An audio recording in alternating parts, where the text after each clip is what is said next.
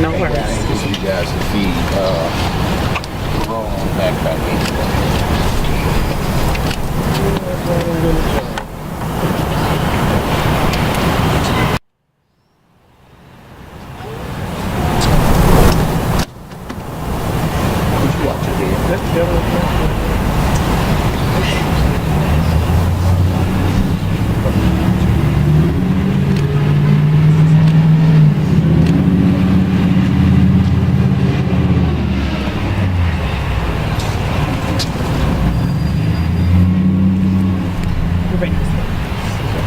Good morning, everyone, and thank you for coming.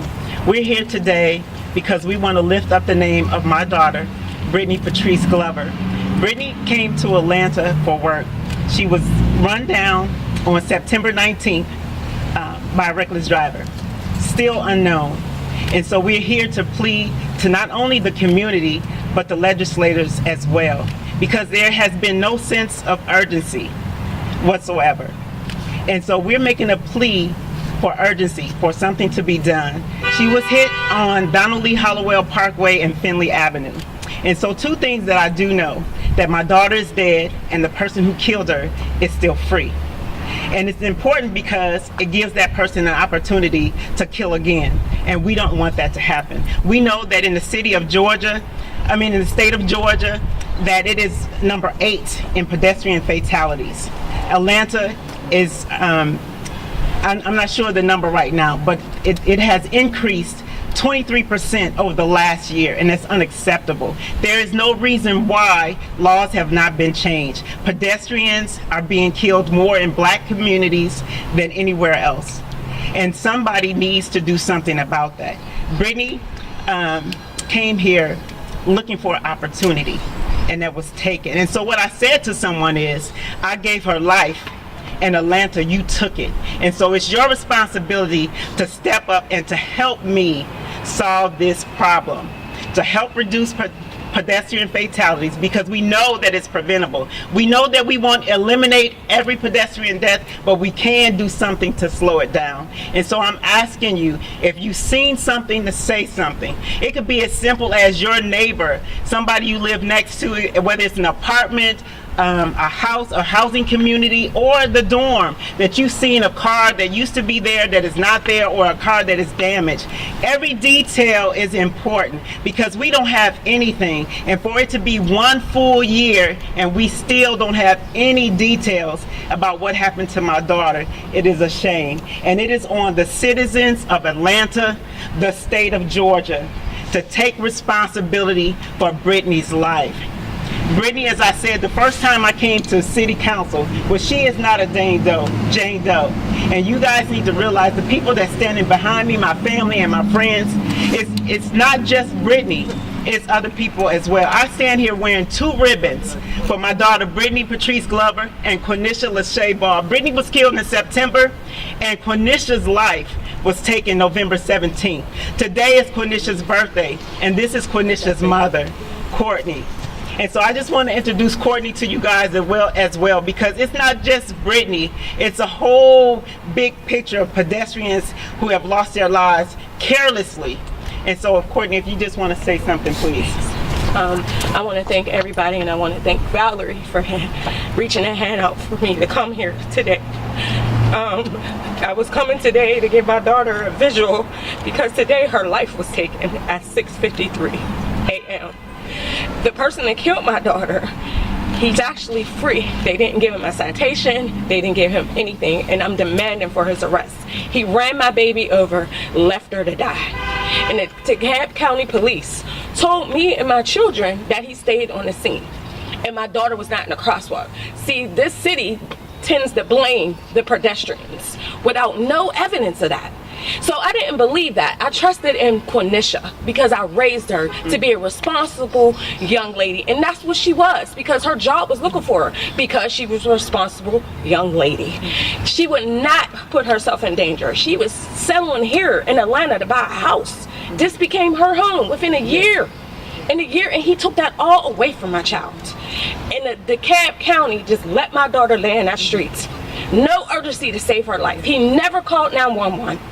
Can I repeat that again? He never called 911. And that is Georgia's law. You are to stop and stay and call 911. And the DeKalb County Police knew he didn't do that. They knew he didn't do that. And they let him go. They let him get back in his car and go free. While we were called and told that Quenisha everything was her fault. And so just think if that was your loved one. We're here to put a face on those pedestrians.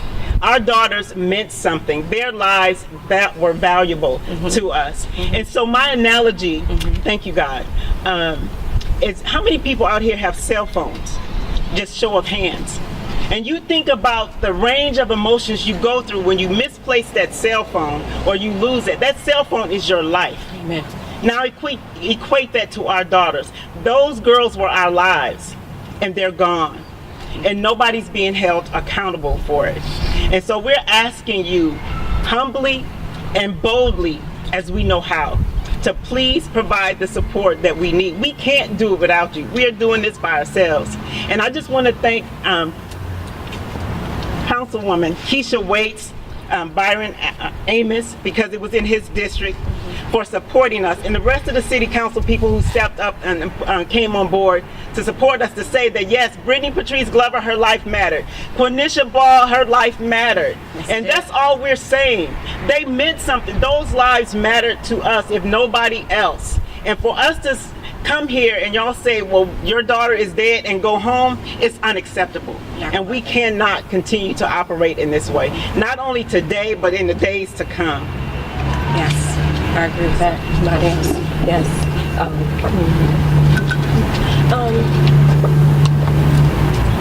Okay, thank you. Good morning. My name is Councilmember Keisha Waits. I stand before you representing the Atlanta City Council and the mayor of our great city. Brittany's mother has already eloquently articulated why we're here today. But we're also here today to offer words of support and a proclamation to this family. As you know, Brittany was killed on September 19th. Her mother already stated that she was here to start a wonderful job with Spirit Airlines as a flight attendant. That opportunity is now gone. Her mother also indicated that we want you to think about your son, your daughter, your father, your mother, whomever your loved one is. So when you think about this conversation, think about this person never coming back home. If you've seen something, if you saw something that day, even if you're not sure, please reach out to the Atlanta Police Department. Myself and my colleagues were offering a $10,000 reward. No, that will not bring Brittany back. Her life is invaluable. But nonetheless, for someone who may know something, it may be a motivating factor. So on today, whereas the Atlanta City Council remembers the life and legacy of Brittany Patrice Glover. Brittany was born on March 15th of 1989. She was born in Illinois to a Miss Valerie Handy Carey and to the late Mark Glover. Brittany attended the Columbus and Groveport, Ohio Public School. Brittany also attended at HBCU, Wilberforce University in Wilberforce, Ohio, before studying communications. After college, Brittany worked in the corporate private sector before following her entrepreneurial spirit and becoming the founder of Oh Crap, It's Vegan. Brittany loved to travel and wanted to see the world, so she pursued a career as a flight attendant. She completed her training and graduated on August 29th of 2022. As a new flight attendant for Spirit Airlines, she transitioned here to our city, Atlanta, Georgia. This is where Brittany chose to make her home. Brittany tragically lost her life on September 19th at the corner of Donald Lee Hollowell and Finley Avenue to a reckless driver due to a hit-and-run incident. Today we honor Brittany Glover and her memory. We stand with her mother, Valerie Handy Carey, who founded Walk This Way, the Brittany Patrice Glover Foundation. This is an advocacy, pedestrian safety and awareness, for the month of September of 2023. Their mission includes, but is not limited to, reducing pedestrian fatalities, safety awareness, and supporting those families that have been impacted by vehicle violence of any kind. Again, today we stand with this family. We ask you, if you've seen anything, if you know anything, please reach out to the Atlanta Police Department. Ms. Handy will be in town. She traveled here from Ohio to be with us on today, and she will continue to stand with us. Again, there's a $10,000 reward that's been raised by members of the Atlanta City Council, and we will continue to stand with this family until justice is found. Thank you. We'll open it up for questions now. We have one more. Hi, I'm the aunt of Brittany Glover. My name is Kimberly Handy Jones. And me and my sister have been traveling here, her from Ohio and me from Chicago, since the death of my niece, September 19th, 2022. And you know, you hear it all the time. Does it have to happen to you for it to matter to you? But it will matter to you if it happens to you. My niece's life was taken by a reckless driver, and somebody knows something. And like my sister said, somebody needs to say something. There's a void not only in our hearts, there's a void in our home, in our family. Her brother, her only brother, is missing his sister. God gave my sister 2 kids, the love of her life. She adored her daughter. She adores her son. I know what that's like because I lost my son on my niece Brittany's birthday. If you know something, say something. Free yourself. Because if it don't come out in the wash, it will in the rinse. And we're giving you an opportunity to come forth and do the right thing.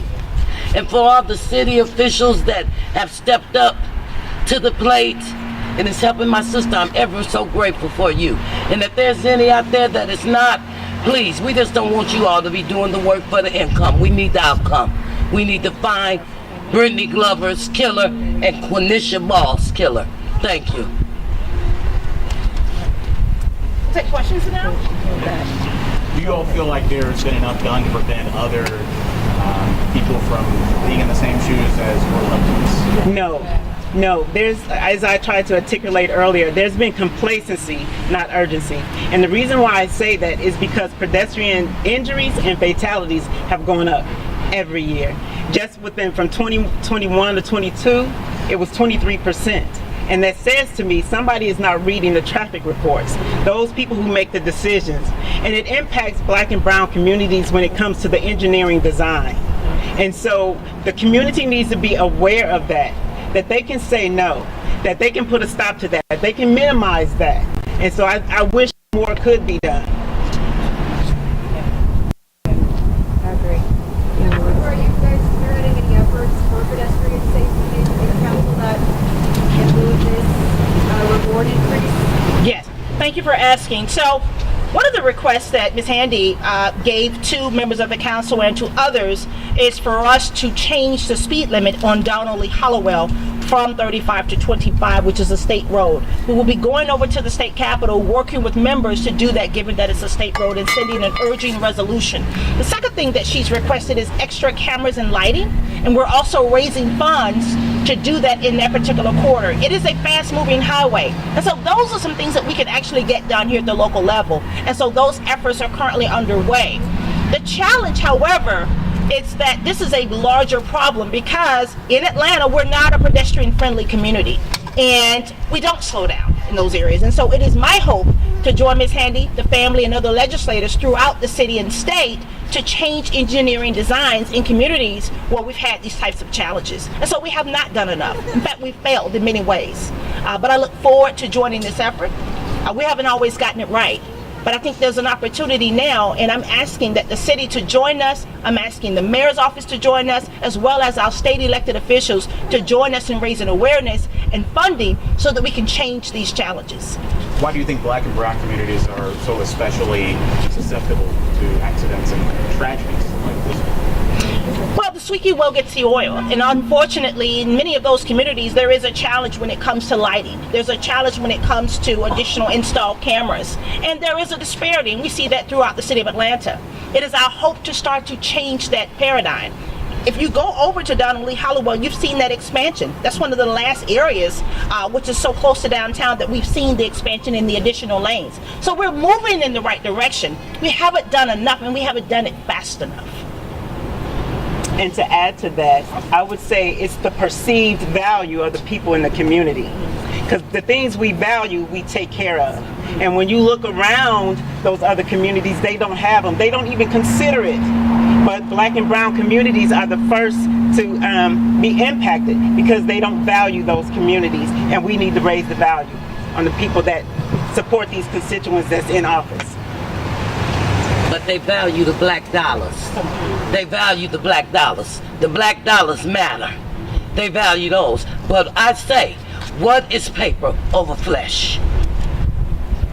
And that has been part of the challenge with the pedestrian fatalities. The people in position to make decisions value profit over people, and that needs to change. It's because it's the people who put those other decision makers in office. And so again, it goes back to the value of those communities. I agree to that. Quenisha, and then another thing is because I think it's a separation too, because Quenisha's in DeKalb County, this is city. We need to learn to work together on this big issue. It shouldn't Because be this it's all the county state and of county. Georgia. It's the state of Georgia, and a lot of pedestrians are getting killed. So we have to come together as a whole. It can't be separate because it's not going to work that way. My daughter, she lived in DeKalb County in a nice area. There's no way she shouldn't have been able to put her shoes on that morning and get to Emory to make a living. She should have been able to do that. The Emory shuttle came across 7 lanes of highway. That don't even make no sense. You know, and when I'm calling Emory, can we fix that? Can we get it at a safer place? Because there's going to be another Quenisha. There's going to be another Quenisha that lives in those condos that has to cross that highway to get on that shuttle. She might die. Why is that? We can't do that. We can't do that. And you know, they're working on getting things together. But did that satisfy me? No. That doesn't bring my daughter back. It shouldn't have took Quenisha's death to get the things they needed to have there. Because when you go out in these rich neighborhoods or these nicer communities, you don't have that problem. You don't have that. Because everybody can afford the car, or they just don't, they're not ready to drive. And that was my daughter. She wasn't ready to drive. She was learning, actually, here in Atlanta. She was learning. And he took all that away from her. Right now, he's getting promoted. Where my daughter was trying to get promoted. He's getting promoted in Pepsi and everything while he killed my daughter. We got to do better. It takes us, the people. I'm literally traveling from Pittsburgh, no sleep, because of my daughter's death date, me and my children, to come speak, to get some change. And if I got to do that every month, I'm going to do that. I'm not going anywhere. I'm not going anywhere because my daughter's life mattered just like everybody else's daughter mattered here in Brittany's. And y'all gonna know Quenisha's name and y'all gonna know Brittany's name. I'm sorry to say that, and that is the truth. My daughter mattered. So did Brittany, so did Neil, and so many more that died. And that I was told that the first question I asked him, the police officer, I said, is there any pedestrian groups out here? He told me no. So now you're lying? Now you're lying to the community. Somebody got to be held accountable for that. Real quick, can you fill us in on the background behind Quenisha? Quenisha, she's from Quenisha's from Pittsburgh. She lived there all her life, and in 2021 she decided. She called me and said, "Mom, I'm moving. I want to go to Atlanta and I want to start a bigger career." So I drove her out here in August 2021. She excelled. She was already an independent woman, but when she got here, because she was among her peers, she stepped in that and she soared. She soared. She had so much going for her. Like she was going to buy a house, getting ready to get a car, learn how to drive. She stepped into her womanhood. She said when she turned 31 on September 22, she said, "I'm ready for my next chapter." That's what she said. And he ended that. He ended a beautiful woman's life. But guess what? I carried it and I picked it up on my shoulders because I'm her voice now. I'm stepping in her shoes to carry her legacy on. because her life on this earth for 31 years meant a lot, and I'm not going to let him take that away from her. I'm here to stand in her shoes. What ended up happening to the driver? Oh, he went home. They sent him on home. No charges. No charges. He ran my baby down. When I tell you, I didn't believe what these officers were telling me. We are supposed to trust what the police is telling us. If I was just listen to them, they told me my baby, it was only him and that baby. So, my baby. So I said, oh, okay. At least he was holding her hand. Did you drug test him? Did you give him alcohol? No, we can't do that. I said, why not? Because he was on his way to work. Well, so was my daughter. So that wasn't good enough for me. That didn't make sense to me. So you know what? I demanded the body cam. And you know what the body cam showed me? He did not stay. A woman, 2 other people was getting ready to run my baby over again because he did not stay. They jumped out the car. The lady gave CPR. Now they told me nobody was there with my daughter. But there was a lady that jumped out her car that did CPR to try to save my baby's life. And you didn't think that was important to tell me? And there was another man that called 911. He never did any of that. Someone needs to be accountable. The driver, I'm talking about the DeKalb County Police, the EMT that had my daughter dead. They told me my daughter was dead maybe about 15 times on a body cam. They said she was split open like a potato. They joked about her body. They didn't even identify my baby. My baby was a Jane Doe. Why? Why is that? She had an Emery sweater on. All you had to do was look at her sweater and call her job, and they would have said, you know what they would have said? We're looking for her. Because they were. Because they were used to her being on time. She don't call off in a year and a half she was there. They were looking for her. So they need to be held accountable just as well as the driver. Because he should have been arrested on scene. He did not stay. And that CPR, you know the lady, what they did with the CPR when they came there? They told her, go home. They didn't even get her name. The person that called 911, they told him, go home. So they just left me just thinking I was just going to accept what they told me. But I knew my daughter. I knew my daughter was responsible, and I'm glad I knew that. Where I looked and Googled other scenes, and that's how I found Valerie speaking about her daughter, Brittany. That's why we're staying here today, because we don't need no more Brittany's and Quinishas or Johns. We don't need that. No parent should go through that. Nobody. Yeah, Nils. We got somebody just got killed over here, and they had to bury their, they had to cremate their child and carry them in a urn all the way back to Australia. And they got cameras that he ran a red light. What did that make sense? And he was going to Georgia Tech. That don't even make sense. And so that circles back to your question about what needs to be done. There's stories on top of stories on top of stories, or tragedies, I should say, because they're more than just stories, because they're tragedies. And you have to think about the ripple effect of taking one life. Mm-hmm. You know, it may not have meant anything to anybody out here, but look at all these people standing behind me who Quenisha and Brittany has impacted, or who love them. The ripple effect. That when I walk past a room and I don't hear Mom, or when I have to wear her pants, just for somebody to acknowledge, who are you, Brittany? And I can tell Brittany's story. No, I'm not Brittany, but Brittany was my daughter. Mm-hmm. But you don't think about every impact the person who was connected to that loved one. Mm-hmm. Nobody talks about that. Mm-hmm. That you don't get any sleep, but you are expected to continue and function as normal. Because we do have lives, we have to live, we have to work, in addition to fighting for justice. So that's the impact that it makes on an individual family. So if there's any other questions or... Yeah, close this out. Just want to thank all of you guys for coming out today. Without your presence today, no one would know the stories of these families that have been impacted. There's a lot of guilt and shame possibly associated to this situation. If you are the perceived perpetrator, figure out a way to come forward, to talk to this mother, even if it was an accident. If you know something, please reach out to the Atlanta Police Department. Let's get off of our phones. I'm very guilty of that as well. Let's not be distracted. Let's do the right thing. Driving is a privilege in Atlanta.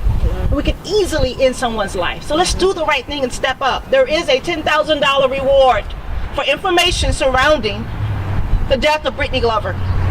Her mother is here. The families are here. For Cornisha, please join us and help us. Thank you so much. Thank you. Thank you.